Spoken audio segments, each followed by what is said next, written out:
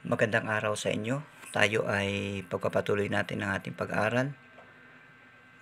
Natapos natin pag-aralan ang the church.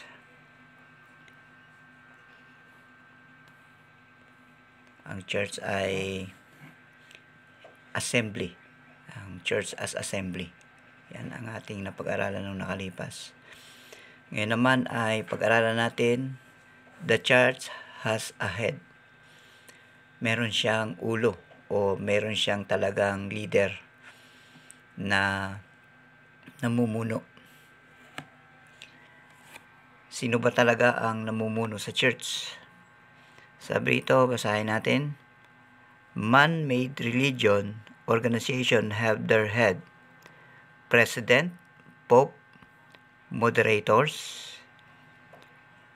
superintendent, etc. Each New Testament Baptist church also has a head, but one vastly different from any of the above. Yan. Ang New Testament Baptist Church daw ay hindi ganun ang kanyang head doon sa mga tinukoy na yon. Ang head ng isang New Testament Baptist Church ay hindi president, hindi pope, hindi rin moderators o superintendent or etc. na mga head. Sino ba ang head ng New Baptist Church? Ang church natin, sino ang head? Tingnan natin sa Colossians chapter 1 verse 18. Ang tanong dito sa letter A, who is the head of each New Testament Baptist Church? Sino ba ang head ng church? Tingnan natin. Colossians chapter 1 verse 18. And he is the head of the body, the church, who is the beginning, the firstborn from the dead, that in all things he might have the preeminence. Sabi to, and he is the head of the body. Pag sinabing head of the body, na tinutukoy ito, and he, sinong he yun? Walang iba yun kundi si Jesus Christ. Ibig sabihin, sa New Testament Church, walang ibang head kundi si Jesus Christ. Pag sinabing New Testament Baptist Church, ang head niyan ay dapat si Jesus Christ. Ngayon, kung ang isang church nag-claim siya na Baptist, pero hindi naman head niya ang Panginoong Jesucristo, pangalan lang yon. Hindi yon sa realidad na siya ay, sa katuruan ay siya ay Baptist. Kundi, pwede naman kasi magpangalan ng isang church ng pangalan na Baptist. Kundi, dahil sa malaya naman ang bawat tao, pwedeng magpangalan ng Baptist, pwedeng hindi magpangalan ng Baptist, pero makikita natin dito, kung ang head ng isang church ay hindi ang Panginoong Jesucristo, hindi siya Baptist. Katulad ng tinutukoy natin, yung sinabi dito, ang head nila ay president. Doon sa church nila, ang tawag nila doon sa head ay president. Masasabi natin na hindi yun head. Ay hindi yun Baptist. Hindi yan New Testament Baptist Church. Pagka naman Pope, ang head nila, masasabi natin hindi yan New Testament Baptist Church. Pagka moderators o superintendent, hindi natin masasabi yan na New Testament Baptist Church. Para maging qualified na ang isang church ay Baptist o Baptist Church, ay ang head niya ay ang Panginoong Jesucristo. Ngayon, kung makakita kayo ng pangalan na Baptist, pero hindi naman ang Panginoong Jesus ang kanilang head, ay hindi siya Baptist.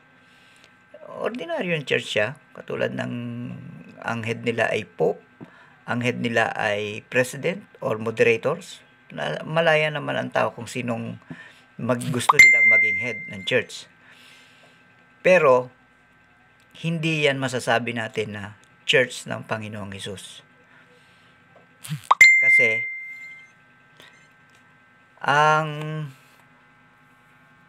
Panginoong Hesukristo, siyempre, pag sinabing church niya, dapat sa kanya yun. Siya ang head ng church. Ay malinaw yun. Kaya dito sa Colossians chapter 1 verse 18, makikita natin, and He is the head of the body, the church, the beginning, the firstborn from the dead, that in all things He might have preeminence. Ibig sabihin siya ang Panginoon Kristo, ang head ng church. Dapat ganun talaga dapat mangyari sa totoong church. Ngayon, siyempre, ang tao ay nagtayo sila ng mga grupo, nagkaroon ng iba't ibang grupo. Di natin may iwasan na sila ang kikilalanin na head. Dahil sa hindi nila alam na dapat ang maging head ay ang Panginoong Kristo, sila yung naging head ng church. Ngayon, hindi yun ang isa sa mga palatandaan na hindi siya Baptist. Pinag-aralan natin ang Baptist. Ang Baptist group ng mga believer ay ang tawag sa kanila nung una ay Christian lang. Kailan ginamit ang word na Christian? Sa Antioch. Tinawag yung mga naniniwala sa Panginoong Hesus na Christian. Tapos lumipas ang mga panahon, tinawag yung mga believer na Baptist. Bakit? Bakit Baptist? Kasi ang lahat ng mga naniniwala sa Panginoong Kristo binabautismuhan. Tapos lumipas pa ang mga panahon, tinawag ang mga naniniwala sa Panginoong Kristo na Anabaptist. Bakit Anabaptist? Kasi ang ibig sabihin ng Ana ay re. Ibig sabihin ng re, inuulit. Rebaptizer. Kaya Anabaptist. Kasi yung mga panahon, yung mga tao na binautismuhan ng Roman Empire na buhos lang, wisik lang, hindi pumayag yung mga taong naniniwala doon sa tamang bautismo. Anong tamang bautismo? Dapat ito ay lubog dahil simbolo ito ng kamatayan at muling pagkabuhay ng Panginoong Hesus. Saan ka naman nakakita ng namatay na winisikan lang ng lupa o binuhusan lang ng lupa sa ulo? Siyempre, niyakalubog yan sa lupa para hindi mangamoy. Kaya ang simbolo ng baptism ay ang pagkamatay at muling pagkabuhay ng Panginoong Hesus. Kaya inilulubog natin yung mga binabautismuhan. Ano ang kahulugan yan? Ang kahulugan niyan ay simbolo na ikaw ay nakasama ni Hesus sa kanyang kamatayan at muling pagkabuhay. Hindi mo na kailangan mamatay, kundi gagawin mo lang yung simbolong yon na ikaw ay naniniwala na ikaw ay namatay nakasama ni Kristo at muli kang nabuhay nakasama ni Kristo sa pamamagitan ng simbolo ng baptism. Inyon. Kaya tinawag na Anabaptist. Ngayon, lumipas sa mga panahon, naging malaya na yung mga believer, ginawa na lang na Baptist. Ibig sabihin, yung mga tao na nakaisip ng legacy ng pagiging isang Baptist ay pinangalanan nila sa church. Pero, ang pag-aaralan mo ang kasaysayan, yung word na Christian at word na Baptist o Anabaptist man yan, ang mga nagpangalan yan, hindi mismong mga Baptist, mga unbeliever, mga hindi naniniwala doon sa pinapaniwalaan ng mga Baptist. Pero ngayon, dahil nga kailangan mong i-register, kaya ipinapangalan na yan para ma-identify. Kaya tayo, may pangalan tayo, Grace Christian Baptist Mission, para ma-identify na tayo ay naandun, nakalocated doon sa area yon, sa lugar na yan. Kaya nga, makikita natin na ang Baptist ay pangalan lang yan. ang pinaka-importante dito ay yung tinatawag na Church ng Panginoong Hesus. Kaya yung New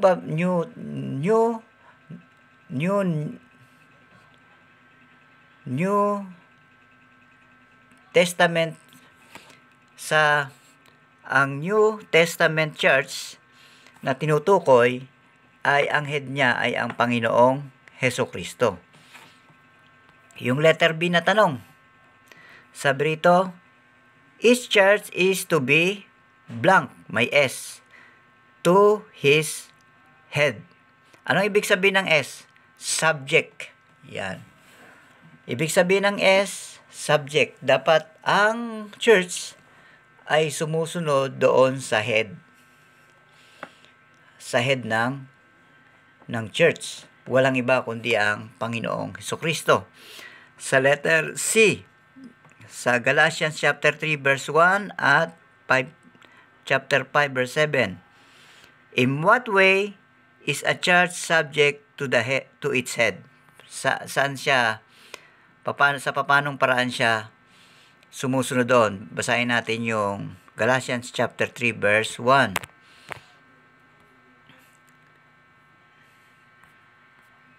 Galatians chapter 3 verse 1.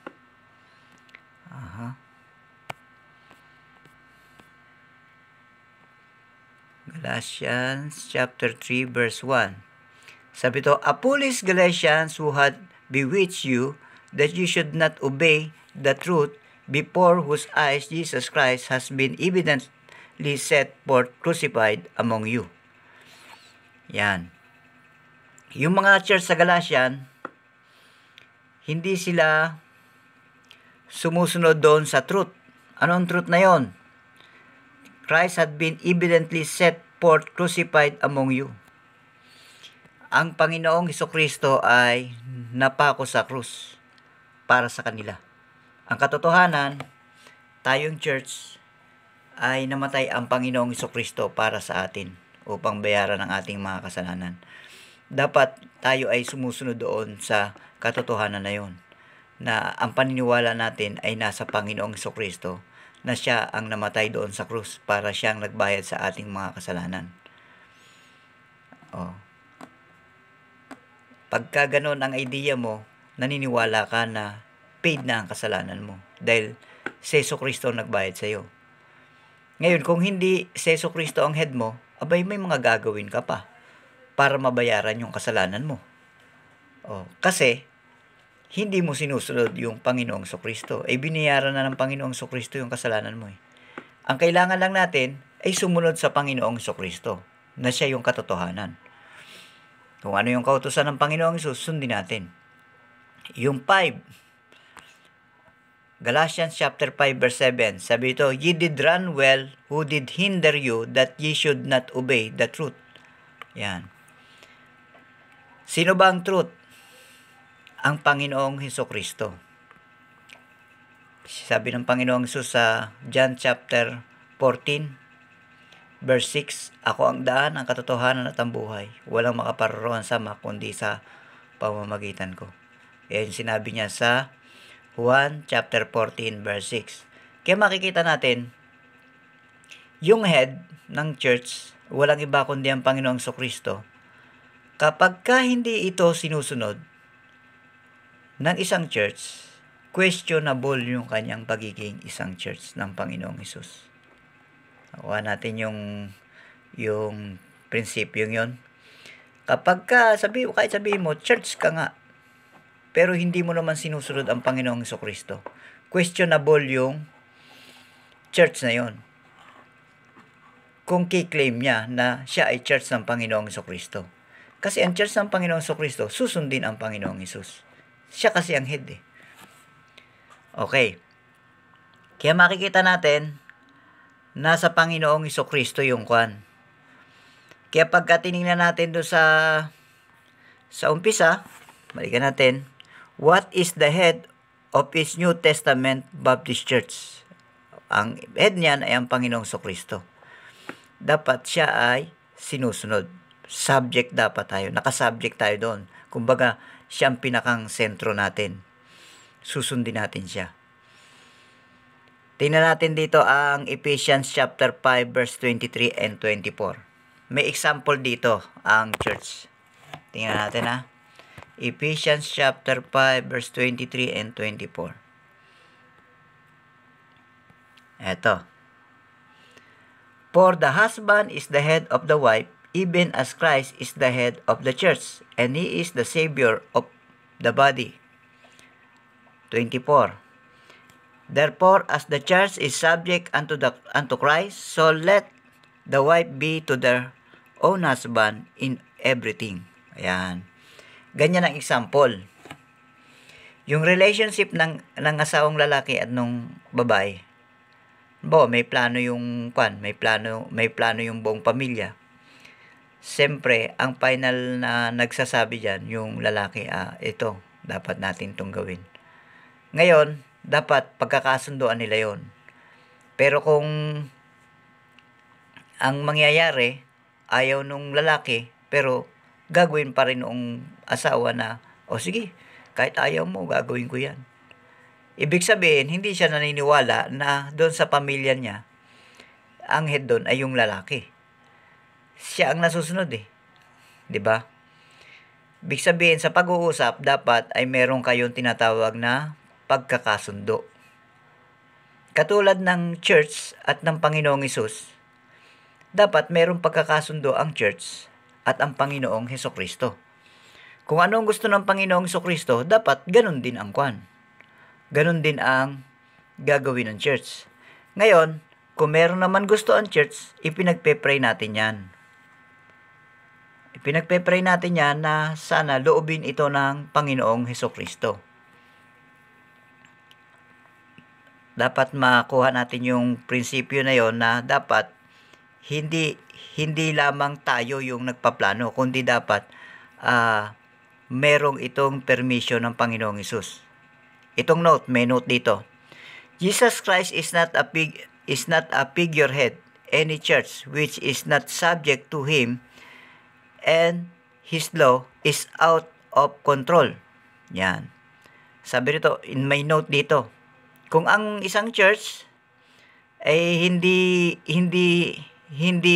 ang Panginoong Hesus ang figure na head at hindi nagsasubject o hindi sumusunod yung church doon sa Panginoong Hesukristo, out of control yun. Gagawin nila kung anong gusto nila. Dito, no church has the right to make law. Sabi dito, walang church na pwedeng gumawa ng sariling batas. Bakit? Saan nanggagaling yung batas? Sabi dito, it may only obey the laws already given by the head through his word. Ayan. Meron na tayong batas na sinusunod. Kung ano yung mga susundin natin, naandyan na sa Biblia, nasa salita na ng Diyos. Hindi ka po pwedeng magawa na, ito ang gagawin natin. Magawa tayo ng mga ganitong bagay. Ito, masama ito. Hindi ganun yun. Kaya yung ibang church, nagawa sila ng mga tradisyon, nagawa sila ng mga programa na hindi naman nakaugnay doon sa salita ng Diyos. Ibig sabihin, hindi iyon tama. Kasi dapat, ano man ang gagawin na programa o ano man ang gagawin natin, dapat ito ba ay kalooban ng Panginoong Hesukristo. Katulad ng pagtitipon sa araw ng linggo. Nagkakatipon tayo dahil kalooban talaga ng Panginoong Hesus yun. Sabi niya, do not forsake the assembly. Huwag natin pakalimutan ang araw ng pagtitipon. Okay? Dapat maunawa natin na ang head natin ay ang Panginoong Hesukristo. Bawat decision ng church, dapat ay meron tinatawag na synchronized doon sa head. Merong sumusunod dahil doon sa kung anong kagustuhan ng head. Kapares ng isang pamilya, yung tatay at saka yung nanay, dapat nagkakasundo sila doon sa mga plano o mga dapat gagawin. Ngayon, kung magkahiwalay yung dalawa, hindi head yung lalaki dahil ayaw sumunod ng babae. Ibig sabihin, magulo ang labas. At saka hindi siya magkakaroon ng payapang kwan. Katulad nga nito, yung sinasabi rito, yung ang Panginoong Kristo, kapag ka yan ay hindi nagsasubject yan yung church, kumbaga hindi yan ang pinakang head niya, hindi sumusunod yung church dun sa Panginoong Kristo, out of control yan. Kung saan pupunta yan. Pwede yan magawa ng batas ng sarili nila na kung ano-ano lang. Kaya huwag natin titingnan yung ganong klaseng sistema. Ang tingnan natin, tayo, nagsasama-sama tayo dahil kalooban ng Panginoong Hesus na mag-aral tayo ng kanyang salita. Kagustuhan niya ng Panginoong Kristo na makilala natin siya. At kagustuhan din ng Panginoong Kristo na iligtas niya tayo. Kaya ang gusto ng Panginoong Kristo, sumampalataya tayo sa kanya.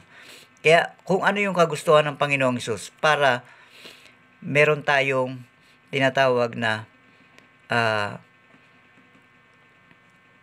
pag-claim na talagang totoo tayong church ng Panginoong Hesus. Kasi ginagawa mo yung kagustuhan ng Panginoong Kristo. Siya ang head natin. Pero kung hindi natin siya susundin, hindi natin gagawin yung kagustuhan niya, ay hindi natin head siya. May sarili tayong plano may sarili tayong gawain masasabi natin na hindi yan church ng Panginoong Hesus. Kasi hindi naman natin ginagawa yung kagustuhan ng Panginoong Hesus. Kukuha natin yung prinsipyong yan dyan sa ating pinag-aaralan. Ang pinag-aaralan natin ay the church has a head. Yan, ang Panginoong Kristo ang head. Ibig sabihin, kung sumusunod ang isang church sa Panginoong Kristo, ay talagang head ng church na yon ang Panginoong Kristo.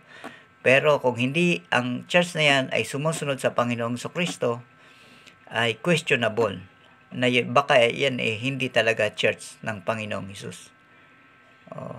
Mga kung lang yan, nagpa-registered lang yan na church sa sect. Pero hindi naman totoong church ng Panginoong Hesus. Okay, magandang araw sa inyong lahat. Kung may tanong kayo ay pwede nyo i-send sa GC o kaya naman send nyo dun sa Messenger para pag-usapan natin sa susunod na ating pag-aaral. Magandang araw sa inyo at bye-bye muna.